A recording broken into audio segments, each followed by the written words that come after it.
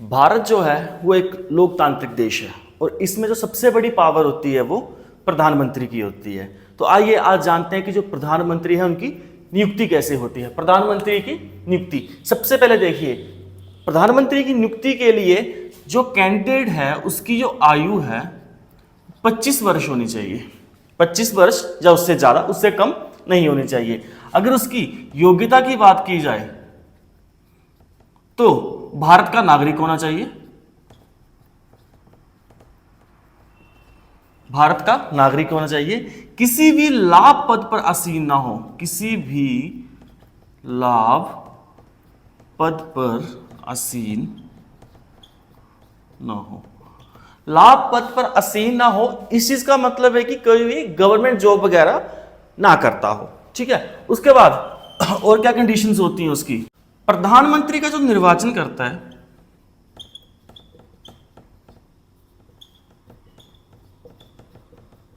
जो निर्वाचन करता है वो कौन करता है? राष्ट्रपति। प्रधानमंत्री का निर्वाचन कौन करता है? राष्ट्रपति। अभी आप लोग बोलोगे कि वो तो वोट डालते हैं, वो भी समझाऊंगा कैसे। ठीक है, निर्वाचन भी राष्ट्रपति करता है, जो शपथ होती है प्रधानमंत्री को वो भी कौन दिलाता है? राष्ट्रपति।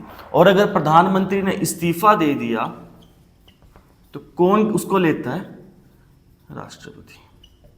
ठीक है, एक चीज समझ लो कि प्रधानमंत्री का जो भी आएगा ना वो सारा राष्ट्रपति के रिलेट ही आएगा। ठीक है, इस चीज को देखिए, प्रधानमंत्री की जो नियुक्ति होती है ना इस चीज को समझिए। सबसे पहले आर्टिकल 74 की बात करते हैं। आर्टिकल 74,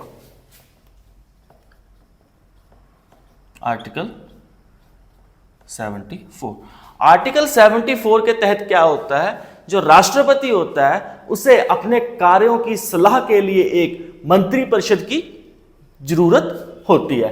राष्ट्रपति को, जो राष्ट्रपति होता है उसे जो कार्य करने होते हैं उस कार्य के लिए उसे एक मंत्री परिषद की जरूरत होती है। और जो मंत्री परिषद होता है ना उसका जो प्रधान होता है, मंत्री परिषद का जो प्रधान होता है वो कौन होता है? प्रधानमंत्री। प्रधानमंत्री।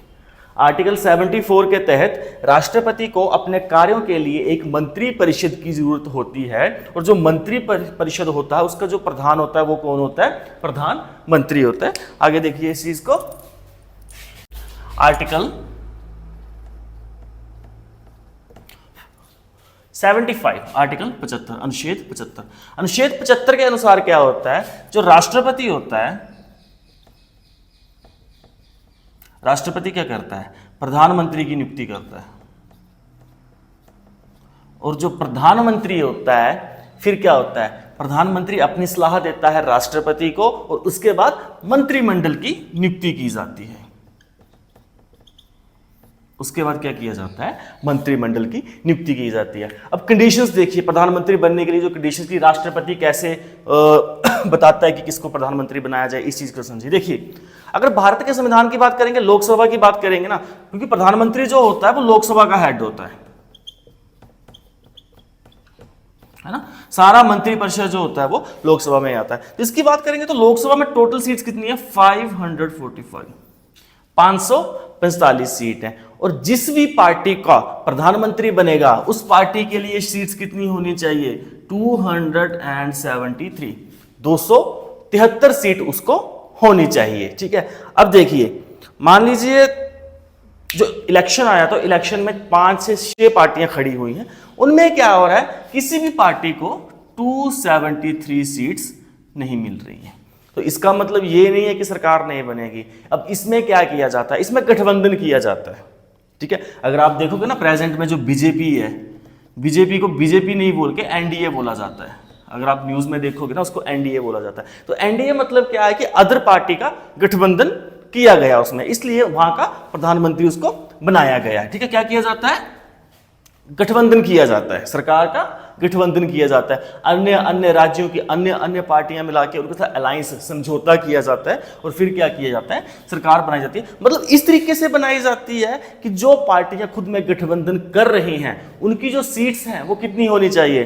273 या 273 से ज्यादा, 273 या 273 से ज्यादा होनी चाहिए। इस प्रकार क्या होता है? अब क्या होता है? अब देखो किसी भी पार्टी को मान लो 273 सीट मिल चुकी है, ठीक है, 273 सीट मिल चुकी है। अब क्या होगा, अब जो इस पार्टी के मेंबर होंगे ना, जो सभी मेंबर्स होंगे, वो क्या करेंगे, वो एक नाम का सुझाव राष्ट्रपति को देंगे कि हमें इस बंदे को अपना प्रधानमंत्री बनाना है।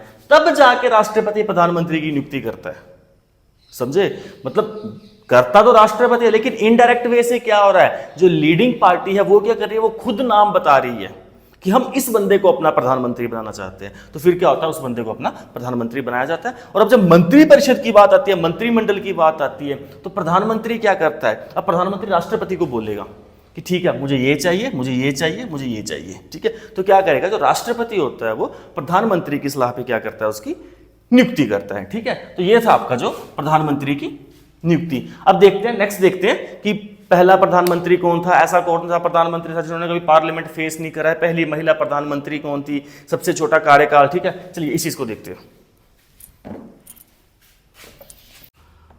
जो प्रथम प्रधानमंत्री थे ना,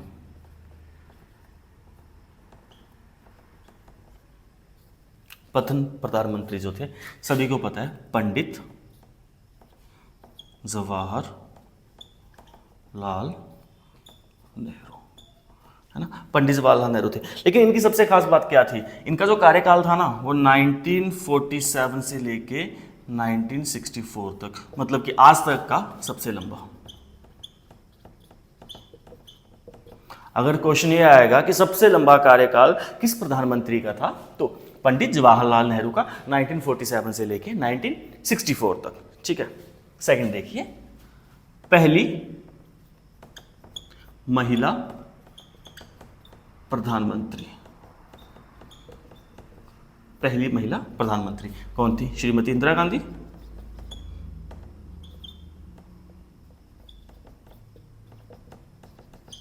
ठीक है, क्वेश्चन ये भी आता है कि भारत की पहली महिला प्रधानमंत्री कौन थी, ठीक है। नेक्स्ट क्वेश्चन देखिए, ऐसे प्रधानमंत्री जिन्होंने लोकसभा का सामना कभी नहीं करा,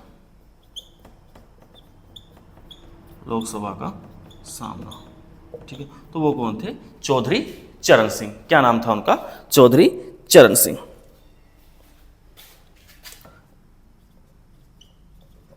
चौधरी चरण सिंह, ठीक है। ये क्वेश्चन आता है कि ऐसे कौन से प्रधानमंत्री थे जिन्होंने लोकसभा का सामना कभी नहीं करा, चौधरी चरण सिंह। नेक्स्ट देखिए, ऐसे कौन से प्रधानमंत्री जिनका कार्यकाल सबसे छोटा था, सबसे छोटा कार्यकाल, सबसे छोटा कार्यकाल, तो वो थे अटल बिहारी वाजपेयी। अटल बिहारी वाजपेयी। अटल बिहारी वाजपेयी का जो कार्यकाल था ना वो 13 दिन का था, सबसे छोटा कार्यकाल। कितने दिन का था, 13 दिन का। 13 दिन के भीतर इनकी सरकार टूट गई थी, ठीक है। और पहले गैर कांग्रेसी प्रधानमंत्री कौन थे, गैर कांग्रेस मतलब कि पहले कांग्रेस पार्टी के बनते आ रहे थे, जो बिना कांग्रेस पार्टी के थे वो कौन थे, वो थे मोरारजी देसाई।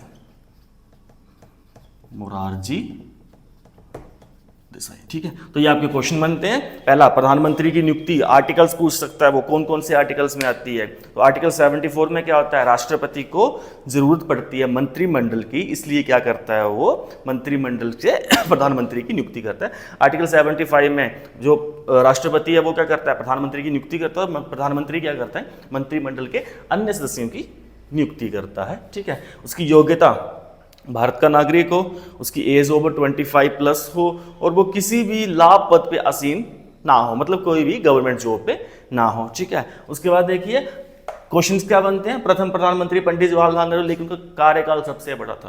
क्वेश्चन ये नहीं पूछेगा कि भारत का प्रथम प्रधानमंत्री कौन था, क्वेश्चन ये पूछेगा कि भारत के किस प्रधानमंत्री का जो कार्यकाल है वो सबसे लंबा था, ठीक है। किसका था, पंडित जवाहरलाल नेहरू का। भारत की पहली महिला प्रधानमंत्री कौन बनी, श्रीमती इंदिरा गांधी, ठीक है। ऐसा कौन सा प्रधानमंत्री जिसने कभी लोकसभा का सामना ही नहीं करा। लोकसभा का सामना करने का यह मतलब नहीं है कि वो डरता था, ठीक है। इसका मतलब ये है कि जो लोकसभा की जो बैठक बुलाई जाती है ना, वो 6 महीने के उपरांत बुलाई जाती है, कि 6 महीने में एक बार बैठक होनी चाहिए। इसका मतलब ये है कि ये जो प्रधानमंत्री थे 6 महीने से पहले चले गए, इन्होंने अपना 6 महीने का कार्यकाल भी पूरा नहीं करा, इसलिए इन्होंने कभी लोकसभा का सामना नहीं करा। या ये बोल सकते हैं कि ये एक एक्टिंग प्रधानमंत्री थे, ठीक है, कार्यवाहक प्रधानमंत्री बनाया जाता है जिसे, ठीक है। उसके बाद ये क्वेश्चन आता है कि सबसे छोटा कार्यकाल, सबसे बड़ा तो मैंने आपको बता दिया पंडित जवाहरलाल नेहरू का, सबसे छोटा कार्यकाल किसका था? अटल बिहारी वाजपेयी, कितना था? 13 दिन का, ठीक है। और पहले गैर कांग्रेसी प्रधानमंत्री कौन थे? तो पहले गैर कांग्रेसी प्रधानमंत्री कौन थे? मोरारजी देसाई, ठीक है। तो ये आपका टॉपिक था प्रधानमंत्री की नियुक्ति।